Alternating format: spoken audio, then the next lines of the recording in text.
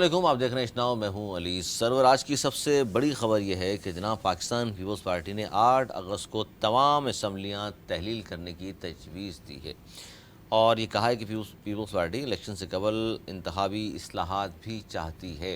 और अब अगर 8 अगस्त को ख़त्म होता है तो एक माह भी नहीं रह गया इस हुकूमत का, और इन 15 माह में इस हुकूमत ने क्या कुछ किया है, इस पर भी आज के प्रोग्राम में कोशिश करेंगे कि बात करें। और अगला वज़ीर आज़म का दावा, सीएम सिंध ने जो दावा किया है मुराद अली शाह साहब ने, अगला वज़ीर आज़म बिलावल भुट्टो ज़रदारी होंगे। ये देख लीजिए जनाब कि पीपल्स पार्टी मुसलसल दावे कर रही है, लेकिन दुबई मुलाकातों के बाद जिस पर नाराज़गी भी हुई मौलाना फजल रहमान साहब की, उस पर बात करेंगे कि क्यों नाराज़ हैं मौलाना साहब और क्यों 1 साल मज़ीद वो चाहते हैं एक्सटेंड कर दी जाए असम्बली। लेकिन अब तो इस सारी चीज़ें सामने आ गई, गवर्नमेंट का मौक़िफ़ भी सामने आ चुका। आज भी वज़ीर कानून ने भी कहा कि असम्बली की मुद्दत में मज़ीद कोई तोसी नहीं होगी। वज़ीर दिफ़ा ने भी ये कहा है, वज़ीर दाखिला ने भी ये कहा है। और चेयरमैन पीटीआई जिन्ना हाउस हमला केस समेत दहशतगर्दी के मज़ीद 3 मुकदमात में उनको नामज़द कर दिया गया है। लाहौर में दहशतगर्दी के 3 मुकदमात में इनको नामज़द किया गया। इसी पर हम बात करेंगे। हमारे साथ मौजूद हैं नवेद ज़ुबैरी साहब, दानिश्वर सीनियर तज्ज़ेकार, अनीस मंसूरी साहब, मारूफ साहब तज्ज़ेकार। बहुत शुक्रिया आप दोनों का। सबसे पहले सर ये बताइए कि पाकिस्तान पीपल्स पार्टी ने ये तजवीज़ दी है कि असम्बलियाँ 8 अगस्त को, तमाम असम्बलियाँ, मतलब सिर्फ कौमी असम्बली नहीं, सिंध और पंजाब की जो बलूचिस्तान की जो असम्बली है उसको भी तहलील कर दिया जाए, लेकिन 7 किया जाए। हालांकि कौमी असम्बली 13 अगस्त को मुकम्मल होता है, लेकिन उन्होंने कहा कि जी 8 को चूँकि सूबाई असम्बलियाँ मुद्दत कंप्लीट कर लेंगी। नवाज़ ज़ुबैर साहब, बेहतर है या कौमी असम्बली मुद्दत पूरी करे, 12 या 13 अगस्त तक 4-5 दिन मजीद बनते हैं उनके? बिस्मिल्लाहिर्रहमानिर्रहीम। देखिए, पहले तो मैं जो आपके इस जुमले से इख्तिलाफ है कि उन्होंने तजवीज़ दी है, पीपल्स पार्टी ने बता दिया है उनको। अच्छा, डेट बता दी है कि भाई 8 तारीख लास्ट डेट है, जिसको जितना होमवर्क जितना पेंडिंग काम है वो करना है कर लें। 8 तारीख के बाद 9 तारीख असेंबली नहीं होगी। तो हम साथ नहीं होंगे फिर आपके? जब वो साथ नहीं होंगे तो असेंबली ही नहीं होगी। जिस दिन वो हट गए उन्हीं के तो सर पे ये लोग खड़े हुए।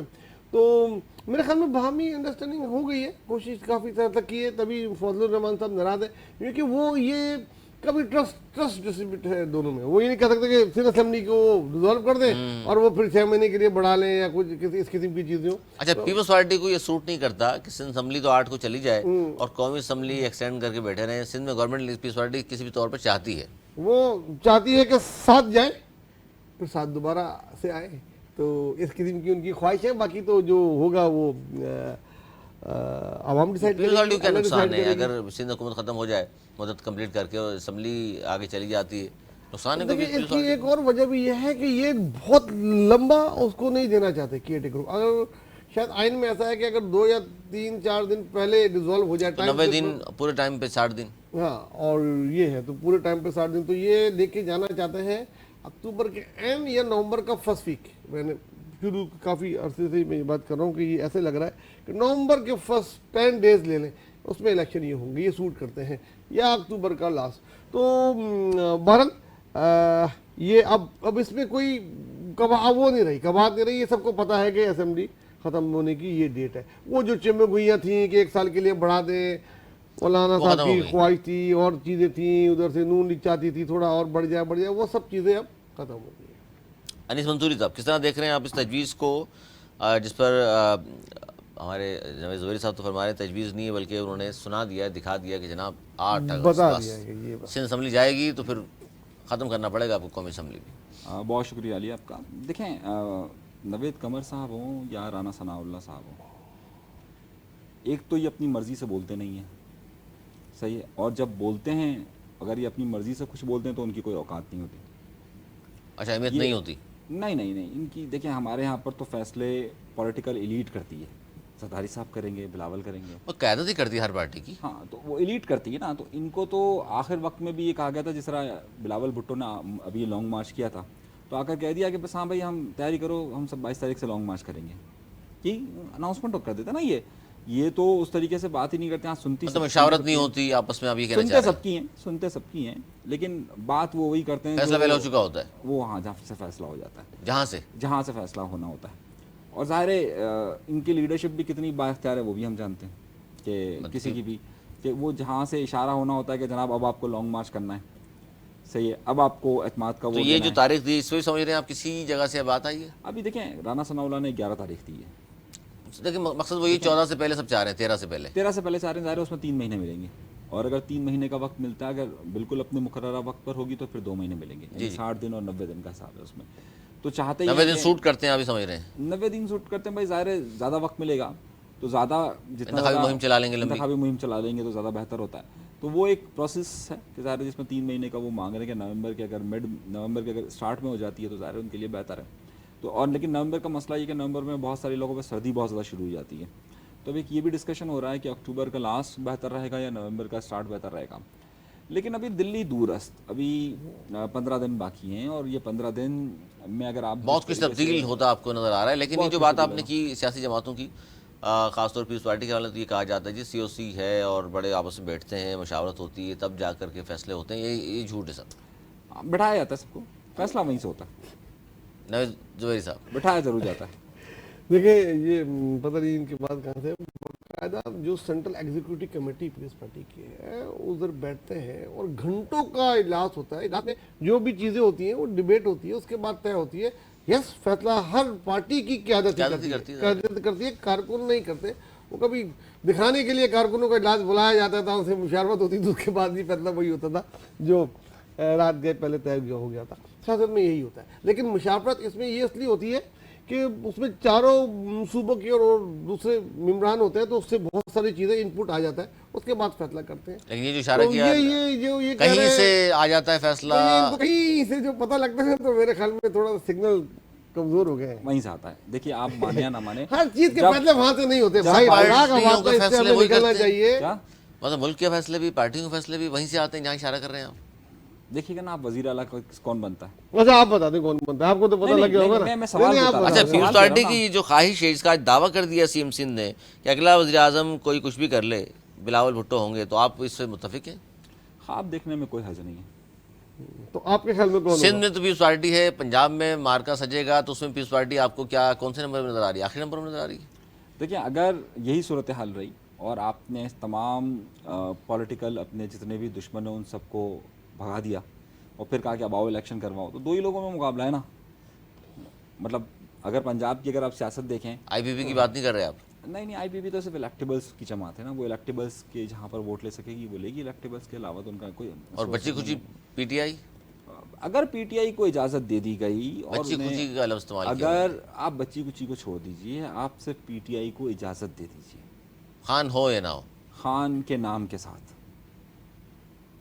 पाकिस्तान वाला चक्कर मत करें। PTI को इजाजत होगी भाई, मैं आपको बता दूं, बल्ला ही उनका निशान होगा। ठीक है, इमरान खान को इजाजत नहीं होगी कैंपेन चलाने की, ना ही किसी किस्म की वो करने की। ठीक है, औसत जेल में हो, जेल में हो, उससे ज्यादा सूट नजरबंद करता हो। है वो गवर्नमेंट को कि वो हाउस अरेस्ट हो, नजरबंद क्योंकि हो। आपकी इकोनॉमी अब ऊपर जा रही है, वापस रिवर्स नहीं लेके, बहुत ही मुश्किल से इकोनॉमी, आप आगे बात करेंगे मुझे पता है।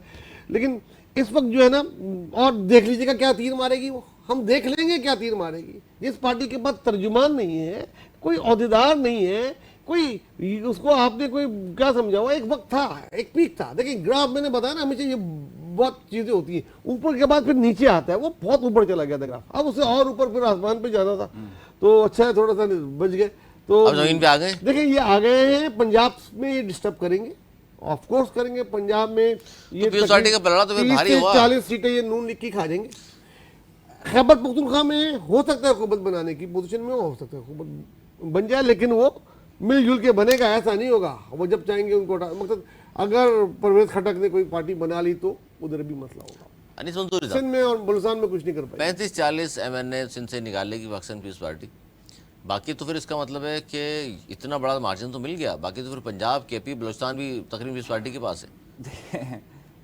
दिल्ली दूरस्थ, अभी वक्त देखिए हम जो बातें कर रहे हैं वो ये कर रहे हैं कि कर रहे हैं हम जो बात कर रहे हैं, देखिए पाकिस्तान पीपल्स पार्टी के लिए सिर्फ सूटेबल उस वक्त है कि सिंध में जिस तरीके से उन्होंने 15 साल के अंदर अपनी ब्यूरोक्रेसी से लेकर एक पुलिस ऑफिसर से लेकर तमाम चीज़ें अपने असर रसूख की, तमाम वडेराइज़म को अपने कंट्रोल में कर जिस तरीके से उन्होंने सिस्टम डेवलप किया हुआ है, उस बुनियाद पर तो आप कह सकते हैं कि भाई सिंध की सीटें वफाक भी फिर तो इसका मतलब है कि पूरा सिस्टम अपने लोग बिठाकर तभी हो सकता है, वरना नहीं हो सकता है, कहना चाह रहे हैं। पंजाब में देखिए, पंजाब में इशारों पर फर्क होता इसलिए है ना। पड़ेगा। देखिए हम वफाक में जब कबूलियत वाली जहाँ पर जाकर कबूल करवाना मकबूलियत पड़ता नहीं, है, कबूलियत। हाँ जहाँ पर कबूल करवाना पड़ता है, हाँ भाई कबूल है, निकाह कबूल है, निकाह कबूल है, तो जहाँ पर वो कबूल कर देते हैं तो वो गर्दन झुकाकर हम हाँ हाँ कर दस्तखत कर देंगे तो वो बन जाएगा।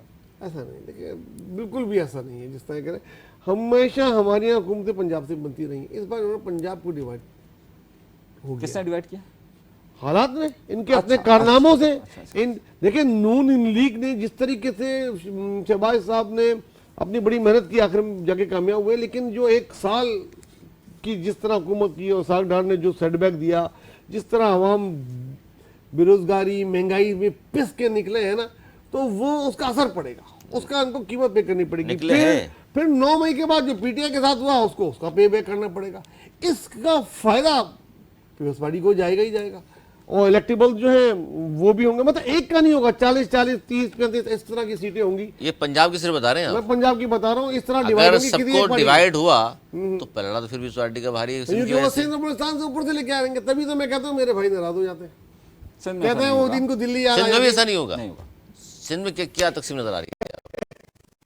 आप देखिए, अभी देखिए आप, तजिया आपका क्या अभी तकसीम क्या नजर आ रही देखें, मतलब अभी कितने दिन रह गए हैं? आपने खुद बोला 1 महीना। है? जीडीए, एमक्यूएम, पीटीआई, नून लीग, पीपल्स पार्टी, सिंध में ये 5 पार्टीज हैं, और पीपल्स पार्टी जाहिर है आप कितना भी तकसीम कर लें उसके ऊपर तो रहेगी। हकीकत तो ये है, कराची से लेके कश्मीर तक अभी जो बल्दियाती इंतखाबात हुए उनके मेयर हैं, आपने कितना उसको डिस्टर्ब कर सारे जिम्नी इलेक्शन जीत गए थे इमरान खान। देखिए इमरान खान का 9 मई से 9 मई पहले का हो सोना गया। खत्म कर दे, वो अभी यहाँ भूल भी जाए, 9 मई अभी वो नहीं 9 है। मई हो चुका। यहाँ से सिंध 2 में होना है। सीटें कराची से, मैं ये नहीं कहता 1 मिनट, 2 सीटें मुझे अभी भी लगता है कि पीटीआई ली जाएगी कराची से, एमएनए की। 4 एमपी भी जीत सकते हैं, ये नहीं कह रहा कि वो बिल्कुल नहीं जीतेंगे, लेकिन पहले की तरह 16-17 सीटें पीटीआई को इम्पॉसिबल।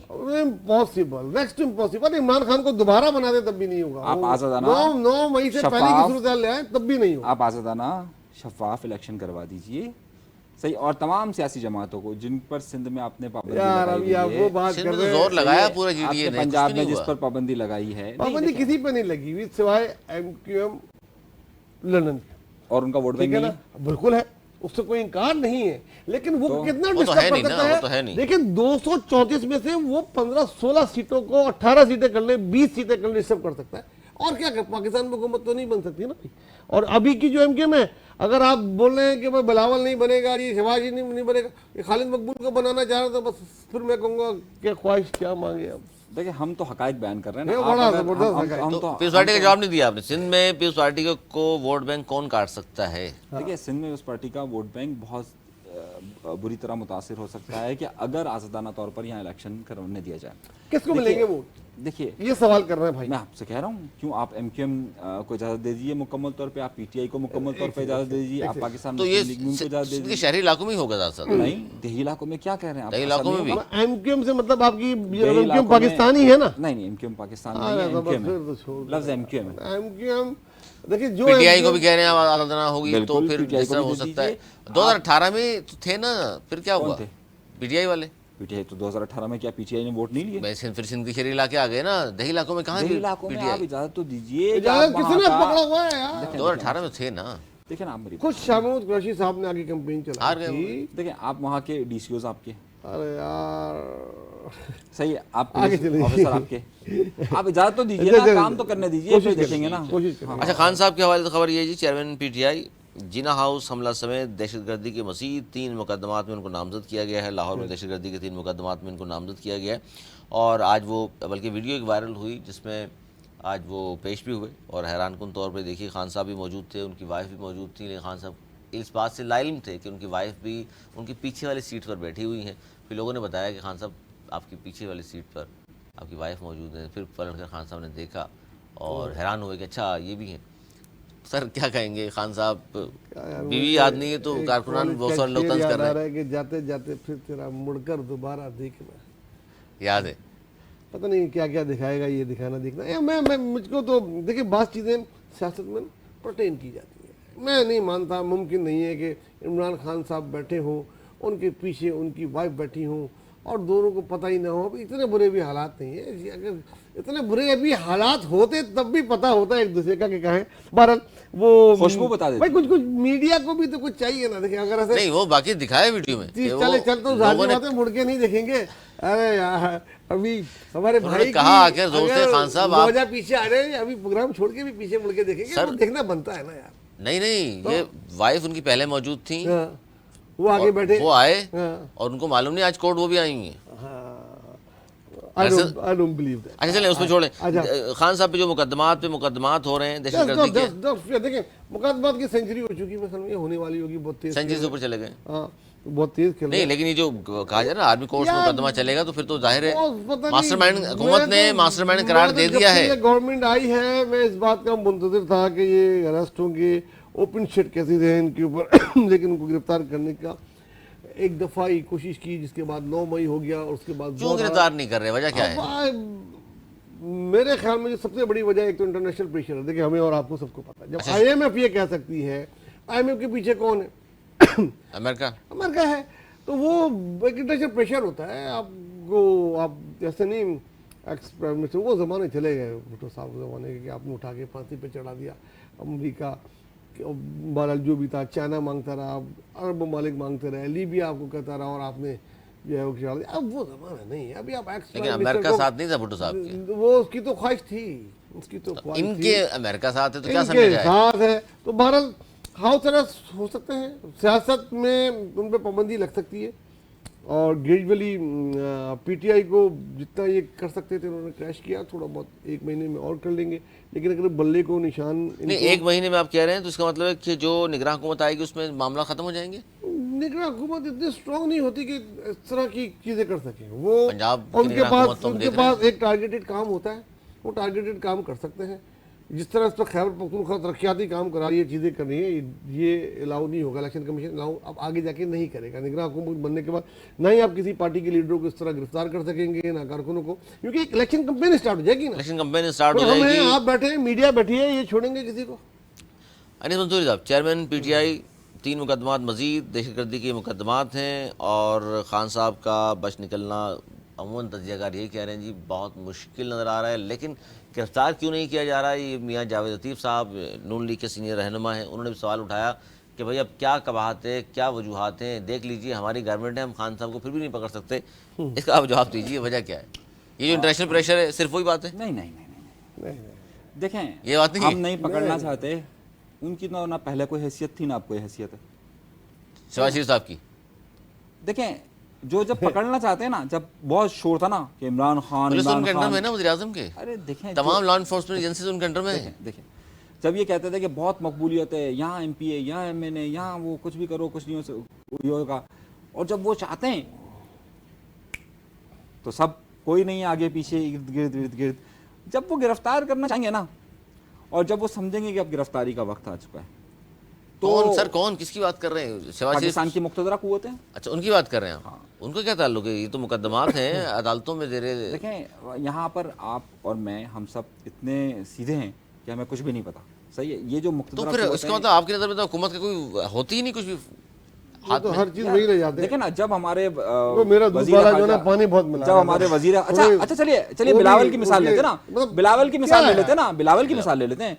यहाँ पर सिंध में गिरफ्तारियां होती हैं, सही है। बिलावल भुट्टो से पूछा जाए, उनके वहाँ पे नारे लगे तो यार मैंने थोड़ी किया, जिसने किया उधर जाके करो। यानी वजीर आला जिसका हो 15 साल से हुकूमत पर काबिज हो, सही है, वो ये कहे कि यार मैं तुम उधर जाके बात करो ना। किसकी गिरफ्तारी की सही। बात कर रहे थे? कौन गिरफ्तार अली हुआ वजीर था? की। अली वजीर की। अच्छा जो ठीक है, अच्छा मेरी बात सुन, मेरी बात सुने ना। देखिए, देखिए मेरी बात सुने, जिसके पास इख्तियार है, सही है, वो हमें इस बात को मानना चाहिए खुले दिल के साथ और तस्लीम करना चाहिए कि हाँ भाई है ऐसा, सही है। देखिए हम मैं कब आपको तक- बहुत दफा देखें, कह चुका हूँ, समझा भी चुका हूँ, ये भी बात कर चुके हैं। एक बात अच्छी तरह पता है, ये एक लाइन नजर आ रही है ना, ये है स्टेट की लाइन।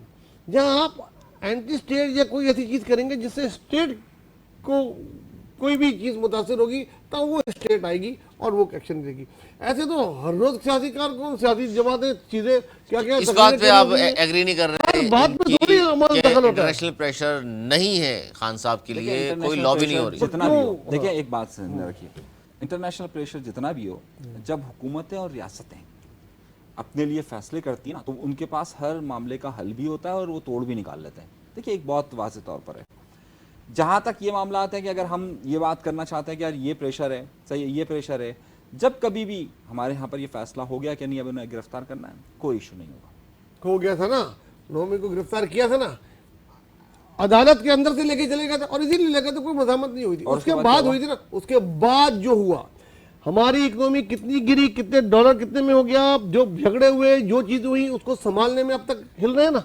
तो इस नॉनसेंस से डरते हैं। इमरान खान को गिरफ्तार करने से नहीं डरा उनके जाता, हालात इस नहीं किस्म के दिया जाता हैं। है। अच्छा सर, देखिए देखें, ये पूरी दुनिया में एक ऐसा होता छोटी है। सी बात यार आपने आप पूछी। मैं अमेरिका की मिसाल दे दूं ना, सबसे बड़ी जमहूरियत, सबसे उधर के प्रेसिडेंट के खिलाफ कितने जबरदस्त सबूत थे, उन्होंने अरेस्ट किया, क्या हुआ? उधर भी बहुत सारी चीजों, एक दिन में उधर भी स्टॉक लिया, लोग उधर भी बाहर आ गए, उनको नेक्स्ट डे बेल देनी पड़ी। छोटी सी बात ये इसको है, भी 2 दिन बाद बेल देनी पड़ी। आपने- केस चल रहा है, केस चलता रहेगा। आपने सवाल जो पूछा, मैंने आपसे कहा कि इन हुकूमतों को के बस में नहीं है, और जिनके बस में है वो जब चाहेंगे तब पकड़ लेंगे। अच्छा जी, बड़ी एक अहम खबर ये भी शामिल कर लें, वक्त की किल्लत है, जल्द जल्द में चाहता हूँ आपसे इनका जवाब भी ले लें, आपका तजिया सुन लें कि $2 अरब की आज जनाब मदद की है हमें सऊदी अरेबिया ने, और कहा जा रहा है, डॉक्टर साहब ने खुशखबरी सुनाई कौम को कि जनाब अब हालात बेहतर होंगे, माशी हालात में बेहतरी नज़र आएगी। और चूँकि IMF से जो माहिदा हुआ उसके मुताबिक $1 अरब इस हुकूमत को देना है, $1 अरब निगरान हुकूमत को, और $1 अरब मिलेगा आने वाली हुकूमत को। आप समझ रहे हैं, ये जो हमें डॉलर वसूल हो गए हैं स्टेट बैंक के अकाउंट में, 2 अरब ये भी, और IMF से जो पैसे मिलने हैं वो भी, उसके बाद मईशत को हम ये समझें कि पटरी पर चढ़ चुकी है और अब हालात बेहतरी की जानिब गामजद हैं? बिल्कुल भी नहीं। नहीं, उसका रीज़न ये है कि देखिए 2 अरब रुपए आपको जो मिल रहे हैं, रुपए नहीं, 2 अरब डॉलर जो आपको मिल रहे हैं, वो 2 अरब डॉलर आपको किसी फाइनेंसिंग में नहीं मिल रहे हैं, बल्कि डिपॉजिट है। एक बात तो वो ध्यान रखें, और ये डिपॉजिट का आपको इंटरेस्ट पे करना है, उसे आप खर्च नहीं कर सकते, पहली बात तो ये। तो जब डॉलर आप इन्वेस्ट नहीं कर सकते, सिर्फ आप अपने रिजर्व में तो इजाफा हो गया, फॉरेन रिजर्व्स को अगर इजाफा करते हैं उसके लिए हैं, तो ज़ाहिर है आपकी दीगर चीज़ों पर वो डॉलर आपके मार्केट में नहीं आ सकते। एक अव्वलीन बात। दूसरी बात, 1.1 की बात की जा रही है कि कल मीटिंग होगी बोर्ड की, उसके बाद ये फैसला होगा कि वो $1.1 आपके पास आता है या नहीं आता है। ठीक है, अभी तक वो चीज़ फाइनलाइज नहीं है।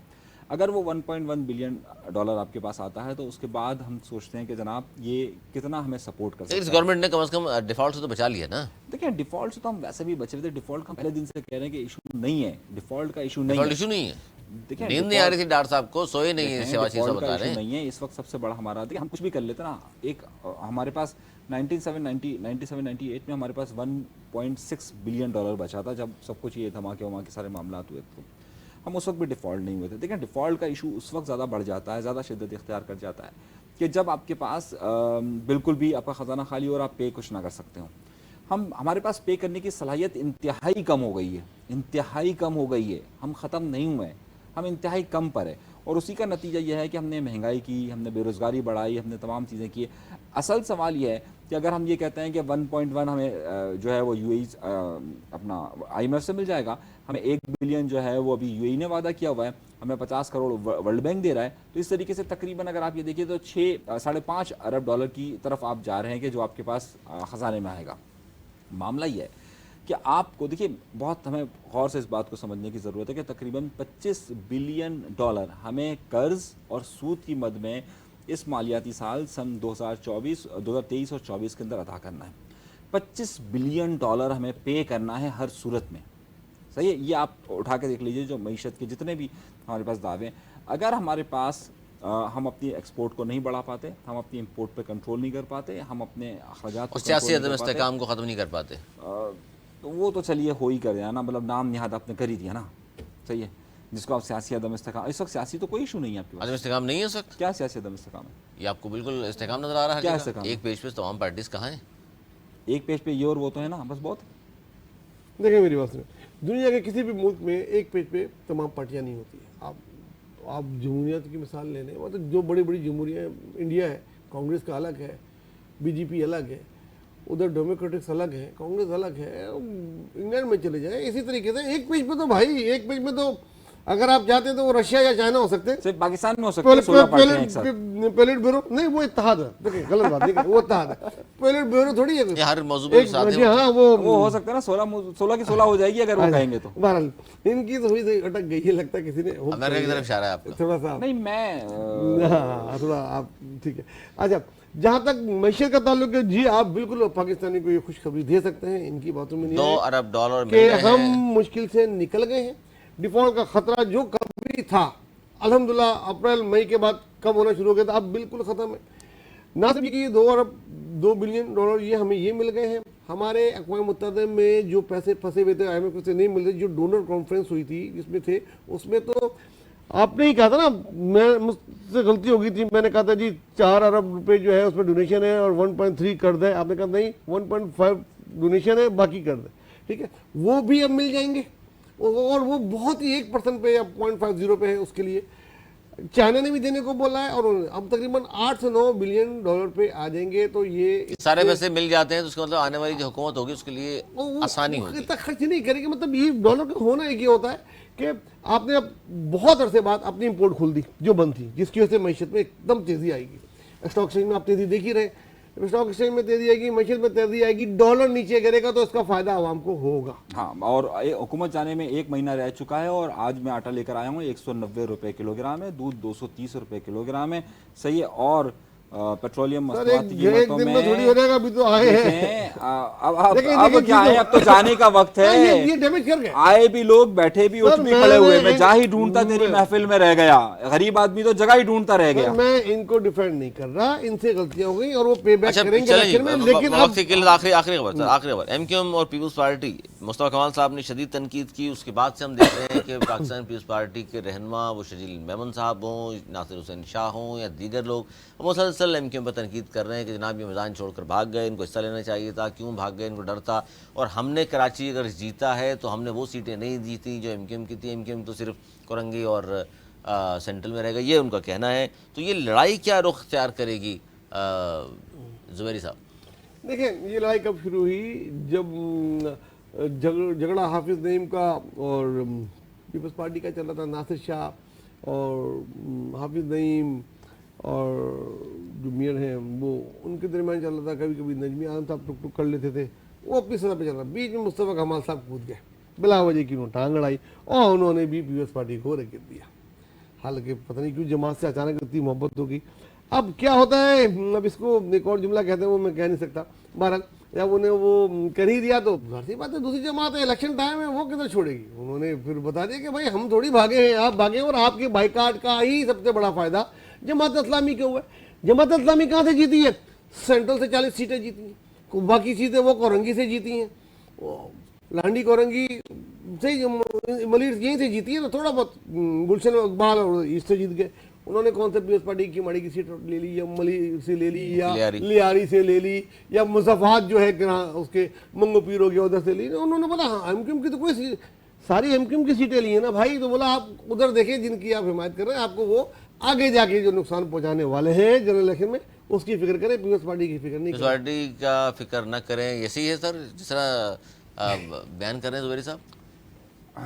देखें, मसला यह है कि एमक्यूएम पाकिस्तान को इस वक्त अगर अपनी सियासत को बचाना है और इलेक्शन में जाना है तो किसी स्लोगन के साथ जाना है, और उसे एक दुश्मन की भी ज़रूरत है। बेसिकली उनके जिससे असल दुश्मनी है वो तो वो काम कर ही रहे हैं, सही है, लेकिन जहाँ इनको सियासी तौर पर दुश्मनी चाहिए वहाँ पर इन्होंने एक नारा स्लोगन शुरू किया है, और वो है आधा तुम्हारा आधा हमारा। मतलब पीपल्स पार्टी के साथ कंप्रोमाइज कर लिया? नहीं, अब वो उस तरह से के साथ आधा उनका आधा नहीं, तुम्हारा कोरंगी है। पहले भी नारा लगाया था सुबह का, आधा तुम्हारा आधा, अब नहीं होगा गुजारा, आधा तुम्हारा तुम्हारा। आमिर खान साहब ने वहां से आ रहे नहीं, वो उन्होंने नारे लगाए ना पहले भी। ये नारा था एमक्यूएम उसका महाजुर कौमी मूवमेंट का नारा था, फाका हमेशा से कराची सूबा अलग करो। ये इनका नारा कभी रहा ही नहीं मुत्तहदा पाकिस्तान का। मैं बात ही करना चाह रहा हूँ, ये पहली बार अगर इस स्लोगन से आ रहे हैं तो दैट्स अ गुड गेम। सही, अब वो इस स्लोगन के साथ आ रहे हैं, और जब वो आ रहे हैं तो मुसलसल मुस्तफ़ा कमाल साहब हर अपनी प्रेस कॉन्फ्रेंस में और हर जगह पर कह रहे हैं कि हमें सूबा चाहिए, ठीक है, वो क्लियर, वो इस बात पर बात कह रहे हैं साहब कि पीपल्स पार्टी के साथ हमारा गुजारा नहीं हो सकता। इस पर पाकिस्तान पीपल्स पार्टी को ज़ाहिर फ्यूल मिलता है, तो दोनों एक दूसरे को फ्यूल देंगी ना, आप समझ रहे हैं ना, दोनों वो बकौल। पीपल्स पार्टी को जरूरत है इस बात की, पीपल्स पार्टी को जरूरत इस बात की तो है ना, जिसके एमपी हो सुबह में कोई दुश्मन तो चाहिए। ये तो कह रहे हैं कि भाई तुम जमात इस्लामी की फिक्र करो, जो तुम्हारी सीटें खाने जा रहा है, तुम इधर क्यों आ रहे हो पीपल्स पार्टी के पास? कोई दुश्मन तो समझा रहे हैं पीपल्स पार्टी को भी। हाँ, पीपल्स पार्टी को भी दुश्मन तो चाहिए ना, पीपल्स पार्टी को भी हमेशा दुश्मन के बगैर कैसे जंग लड़ी जाती है? तो ये सर ये बात है एमक्यूएम पाकिस्तान दुश्मन बना के फिर वोट लिए जाएंगे? मेरा नहीं ख्याल। देखे पीपल्स पार्टी को कारकर्दगी भी लिए जाएंगे। मैं कराची में 30 साल से सियासत कर रहा हूँ, स्टूडेंट से अब तक हर तरह की सियासत देखी है। कराची में मैंने नहीं देखा कि पीपल्स, और ना ही मुझे अभी भी ये है कि शायद कोई अगले 2-4 साल में कोई जिस तरह वो काम कर रहे हो जाए कि सेंट्रल से आप पाकिस्तान पीपल्स पार्टी जीत जाए, न्यू कराची से जीत जाए, नाजाबाद, नौटाबाद, लांडी, मलीर, कोरंगी, मतलब जो उर्दू बोलने वाली जो पॉपुलेशन रहती है पसंद नहीं करती, उनको उनके जहन में एक ही चीज़ 30 साल में भरी हुई है, और वो निकालने के लिए पीपल्स पार्टी की भी गलतियाँ रही होंगी, उनको करने के लिए उस इलाकों में काम करना पड़ेगा और क्या काम भरी सर करके दिखाना जहन में पड़ेगा। क्या भरा हुआ है उनके? बस यही है एंटी पीपल्स पार्टी सारी जो वो है, और वो समझती है कि कौमी अब वो निजात दहिंदा एमकेएम को समझती है। बिल्कुल बिल्कुल समझती, इस वाली एमक्यूएम को नहीं समझती। अगर समझती तो वोट देती, काश के वो ये लोग चाहते हैं कि समझे। अब वो कंफ्यूज है। अब जो इलाके हैं जो आपने देख लिया सेंट्रल की और इधर की कराची के अवाम कंफ्यूज है संतूरी साहब, दुरुस्त है ये किस हवाले से? कि किसको वोट दें? कराची के अवाम का जहन बहुत क्लियर है कि वो किसको वोट देना चाहती है और किसको नहीं देना चाहती। कंफ्यूजन हमारे यहाँ पर पॉलिसी साजों को है। चलो तो अवामी राय अगर मैं पूछूं आपसे, आप तक पहुंचा हो रद्द अमल? देखें, अवामी राय, अवाम को आप आज़ाद कीजिए। देखें, हमारे यहाँ पर सियासतदान बदलते रहते हैं अपने मौक़िफ़ों को, सही है। हमारी आवाम जिससे मोहब्बत करती है, जिससे नफ़रत करती है, वो बहुत क्लियर, वो अपना अपना ओपिनियन रखती है। ऐसा नहीं है कि कराची की आवाम पढ़े लिखे लोगों का शहर है। यहाँ पर हर शख्स अपना सियासी शऊर रखता है, और हर शख्स चाहे वो किसी भी जमात से मोहब्बत करता हो या नफ़रत करता हो। इसीलिए आज तक कराची शहर में जो वोट गिरा है, वो सिर्फ़ और सिर्फ वोट जो गिरा है वो इस जमात की बुनियाद पर गिरा है, तंजीमों की बुनियाद पर गिरा है। यहाँ पर इलेक्टेबल्स का वोट नहीं होता है, यहाँ पर तंजीमों का वोट है, सही। और यहाँ के लोग बहुत बाशऊर है कि हमें किसे वोट देना है और हमें किसे नहीं देना है, सही है। तो ये बात बहुत ज़्यादा क्लियर है कि किसे वोट देना है और किसे नहीं देना। ठीक, मेरे ख्याल में देखें, क्योंकि थोड़ी सी बात से मैं एग्री कर सकता हूँ। कराची के 2.5 डिस्ट्रिक्ट का जो वोट है ना, वो किसी को भी नहीं देना चाहते। उसमें तो 5, 8, 7% वोट पड़ता है। इसमें मतलब अल्लाह करे ज़्यादा पड़े, ज़्यादा से ज़्यादा पड़े। जितना ज़्यादा लोग घर से निकलेंगे वोट डालने, इतना ही वो अपने हक के रायदही का इस्तेमाल करके अपने पसंद, वो नहीं निकलेंगे तो फिर जो बाकी के लोग हैं वो सीटें मिलेंगी उनको। इसी तरीके से जो बाकी डिस्ट्रिक्ट है वो कंफ्यूज नहीं है, उनको पता है जो पीपल्स पार्टी के इलाके हैं कि उनको वोट देना है। और अब जमात इस्लामी भी बीच में आ गई है, अब उनको टफ टाइम है। टफ टाइम मिलेगा जी। बहुत शुक्रिया आप दोनों का। नाज़रीन, ये था हमारा आज का प्रोग्राम। इसमें बात की हमने मुख्तलिफ मौज़ूआत, ख़ास तौर पर जिस वक्त लेटेस्ट ख़बरें, और सबसे बड़ी ख़बर हमने बताई कि पीपल्स पार्टी ने जो तजवीज़ दी और आज $2 भी मिले, इस पर मिले दोनों मौजूद मेहमानों का पॉइंट ऑफ व्यू आप तक पहुँचा। अगले प्रोग्राम में इंशाल्लाह फिर मज़ीद ख़बरें शामिल करेंगे और ताज़ा अपडेट्स आपसे शेयर भी करेंगे, उस पर तजज़िया भी लेंगे। तब तक हमें दी इजाज़त। मौलाना के बाद।